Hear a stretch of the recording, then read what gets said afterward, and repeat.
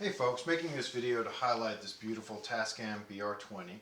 This is a mastering deck. That means it's half track. Half track means it uses just one side of the tape for one pass. You don't flip the tape over. Each channel takes half the track, so you get two tracks for stereo. Pro level tape deck, mastering deck, so you can record or play master tapes. Those are typically half track at 15 inches per second. This also runs at 7.5 inches per second. That's the speed I use most often.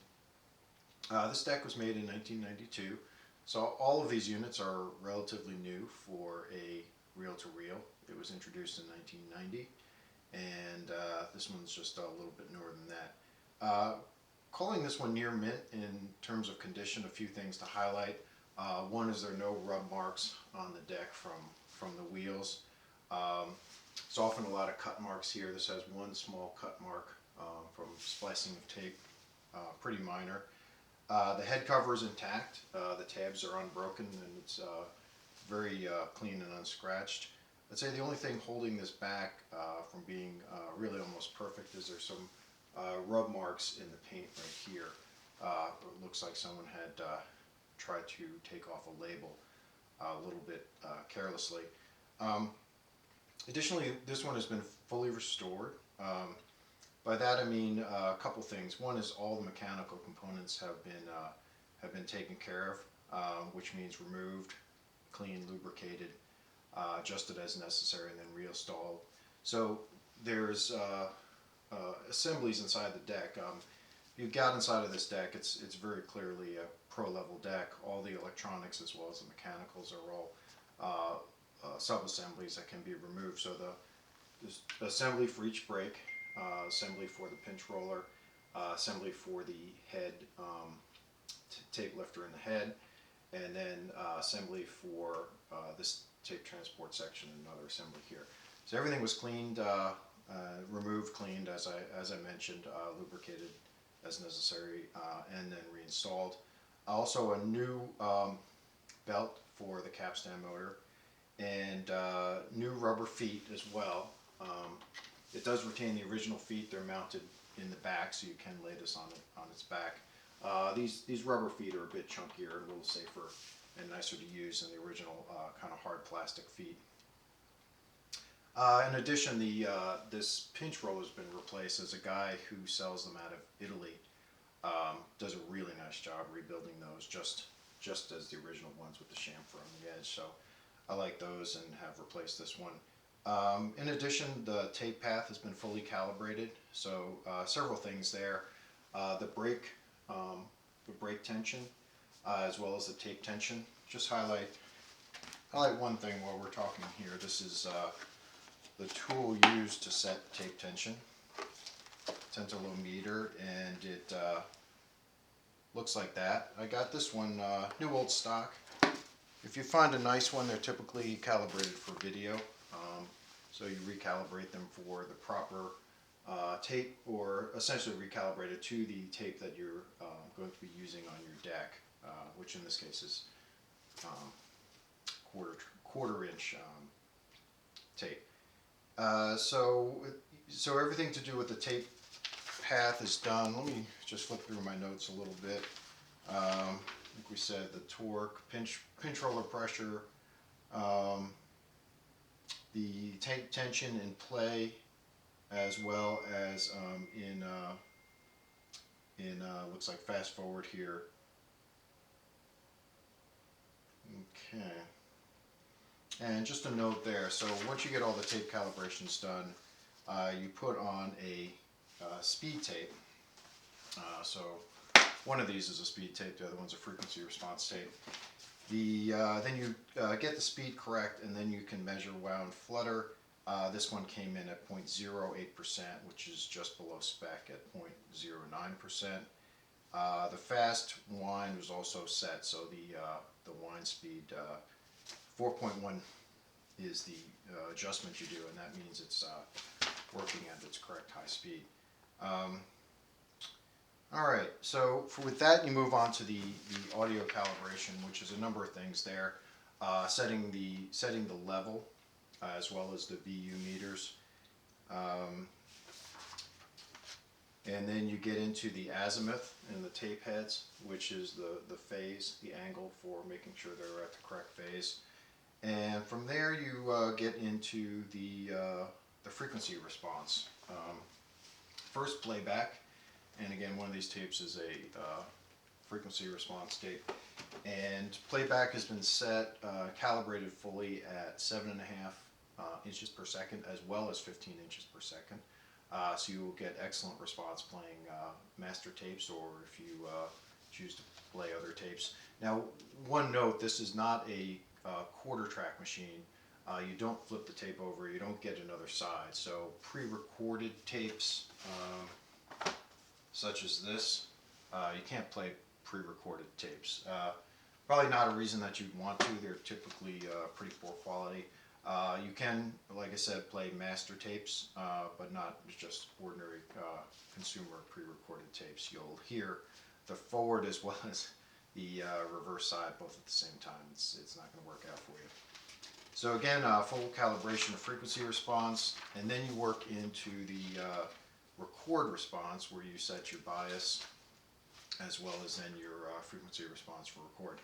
Just to highlight a few of the specs, for playback, we got +1, -0.8 dB. That's on playback, so well within spec here. And for record at low speed, +0.8, -0.3 dB. Again, fantastic within 1 ±1 dB. At high speed, +1.1, -0.2 dB. So again, excellent response and really fully calibrated. Everything's been done to this deck to really get you the highest playback performance as well as record performance. So with that, let's highlight a few of the features. One of the things that makes this deck so nice to use is well, it's a couple things. One is the tape transport is just ultra smooth, and it's got servo control on both sides using these tension arms, so that's really fantastic. The other thing I'll highlight is the computer control of the tape transport. So right now, for instance, I hit return to 0, so it comes to a stop, goes back in the other direction. It will go at high speed back to the beginning of the tape, but as you'll see, when it gets close, it's going to slow down. Okay, there we go. It's already beginning to slow down. Slows down, slows down. Just right at the end, it applies the brake, and so you know it's so gentle on tape and so convenient to use. So that's the return to 0. We'll highlight a few things. One is you can go to a particular point on the tape. So let's say I wanted to go to 3 minutes. Let's just say 3 minutes and 2 seconds. So now we're going to that point on the tape. It has 3 memory functions as well as the 0 position, so you can save 4 positions on the tape, which is fantastic. Then use these locator buttons to either go to 0, location 1, 2, or 3. At any point you can check what you had saved, so I had 946, 957, as well as this one. This one is set at 0, so you can check what you have sent. You can also, say for instance now, setting 303, if I check that, I've got 303. The other kind of nice thing is that if you already know the points on the tape you'd like to memorize, one thing that's super convenient if you record your tapes tails out, meaning you have your tape stored on this reel, and then when you put it on the deck, you rewind to 0 and then play, and then when you play you get the nice pack as your for when you store the tape again. So I'll notate what the leader to leader time is on the tape, put it on, select that time negative, so you can select a negative time. Can't do that now, or run off the end of the tape. But if you select a negative time, it'll take you then to the beginning of the tape, hit reset to get to 0, and then play your tape. I think what I was going to highlight though is, for instance, if you, let's say if I wanted to, say 5 minutes, 5-minute position, I could make the memo there without going to it. And now, for instance, I could locate up to 5 minutes, the 5-minute point, rather. Let's see what else we got. We do have autoplay. So for instance, if I return to 0 with autoplay on, let's go ahead and return to 0. Okay, yeah, it was already doing it. When it gets there, it will just play. And let's see what else. So the audio on this is really phenomenal. So it meets all the technical specs, and it sounds phenomenal as well.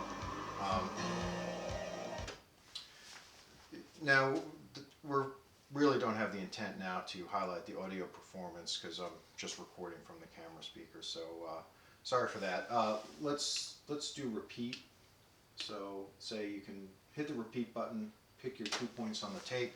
In this case, I just did memo 1 and memo 2. I'd set those earlier. They're about 10 seconds apart. So it will then go to the first point, and then it'll play that in a loop endlessly. So you could set those points to be the entire tape. You could set it to be just a few seconds, really, whatever you want.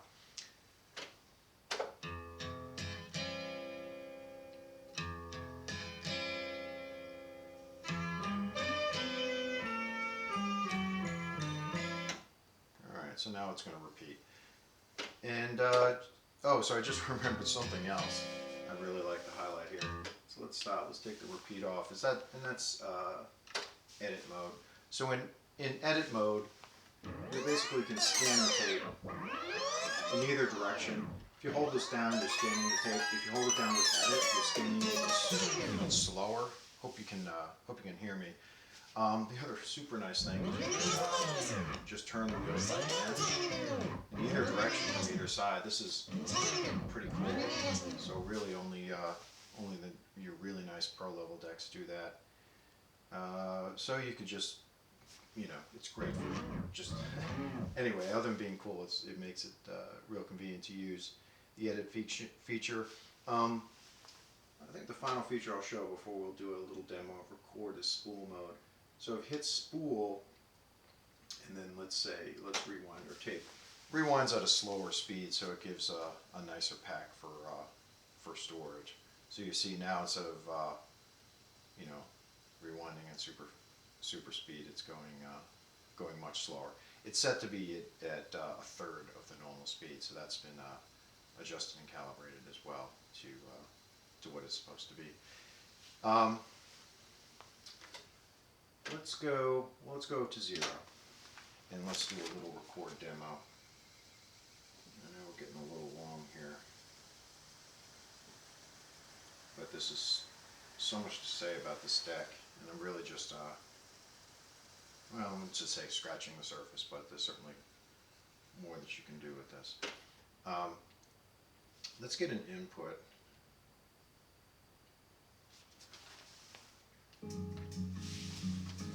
So now this is just an input. So I set the levels already, and if I want to record, I can arm. So you can record one or both channels and monitor in perfect synchronization the other channel. So you can monitor from the record head that's not recording. In order to record, you need to arm your channels. So that's a safety feature there. And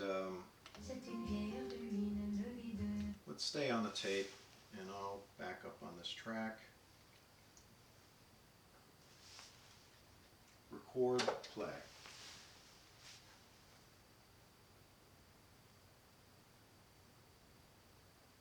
And didn't hit play on my input. There we go.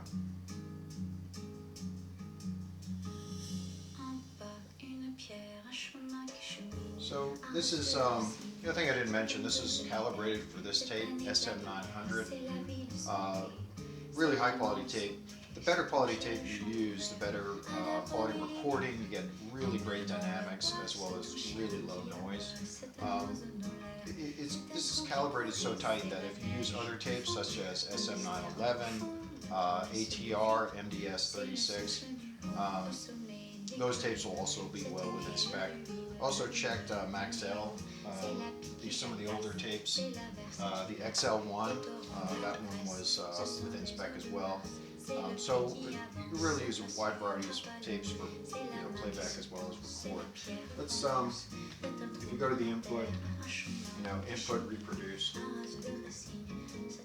Obviously there's a slight time delay going from one head to the other, but really indistinguishable. It just sounds wonderful. Let's stop that. Disarm. Return to 0. Let's press auto play, then it'll go ahead and play. And yeah, one other thing I want to show on this deck. So let's turn I'll turn the output. Right now the output is on calibrate. You got calibrated mode, or you got uncalibrated, which means then you can use your knobs. If I turn these knobs down, I just want to highlight the monitor. So what you're hearing there is it has a little speaker here, which you're not going to listen to it through that for sound quality, but it is really nice because you could use the deck standalone, find a position on tape, check your tapes, whatever you want to do. Also, if you use phones, you will get headphones here. You will get really good sound quality. Put those outputs back in calibrate, and you can see what we recorded. I'm trying to think what else. So I think we covered most of the main features. Let's see, as I think about this now, I see that I did also change the bulbs in the VU meters. If you ever buy one of these and those haven't been changed, they will burn out within the first 2-3 months of you owning the deck for sure. So should get nice long life on those new bulbs. The other thing I want to highlight is that the tape heads, really low wear on these tape heads, less than 1 millimeter, and very even wear pattern. I think that's about it. As I glance at the unit, reel size, you can select reel size, small, large, or one small, one large. That's pretty unique that you can do that. Say low, we were doing everything today on low speed, which is 7.5. High speed is pretty fast. Great for if you want to play master tapes, but just doing home recording, 7.5 sounds phenomenal. You don't really need to go up to 15. And that's it. So thanks for listening. Take care.